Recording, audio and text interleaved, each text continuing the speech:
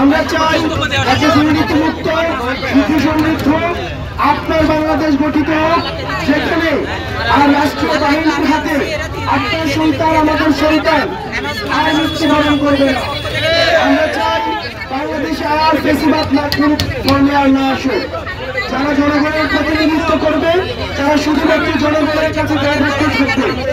আমরা চাই ফেসিবাদ আমলে যে নির্বাচনগুলো হয়েছে সেই নির্বাচনগুলিকে যেন বাতিল করা হয়। আমরা চাই বিচারের কার্যক্রম যেন খুব দ্রুততম সময়ে শুরু করা হয়।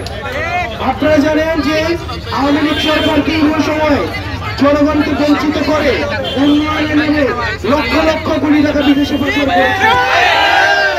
আমরা চাই এই সরকার এই টাকাগুলো পুনরুদ্ধার করে একই সাথে সাথে আওয়ামী লীগের যে অর্থনৈতিক ব্যবস্থা রয়েছে সেই অর্থনৈতিক ব্যবস্থাকে আওয়ামী লীগ দ্রুততম সময়ের মধ্যে আইনের মধ্যে নিয়ে এসে এই আর্থিক যেই বিষয়গুলো রয়েছে সেগুলো জনগণের কাছে উন্মুক্ত করে দিন।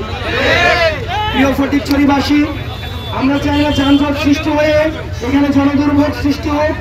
আপনাদের সাথে আপনারা কষ্ট করে এখানে এসেছেন, আপনাদের সাথে আবার দেখা হবে এবং এনসিপির সাথে আপনাদের এই যাত্রা অব্যাহত থাকুক। আমরা বিশ্বাস করি সবসময় এনসিপি বাংলাদেশের সাথে বাংলাদেশের বিপক্ষে যে ষড়যন্ত্র হচ্ছে সেগুলির বিপক্ষে অব্যাহতভাবে কাজ করে যাবে।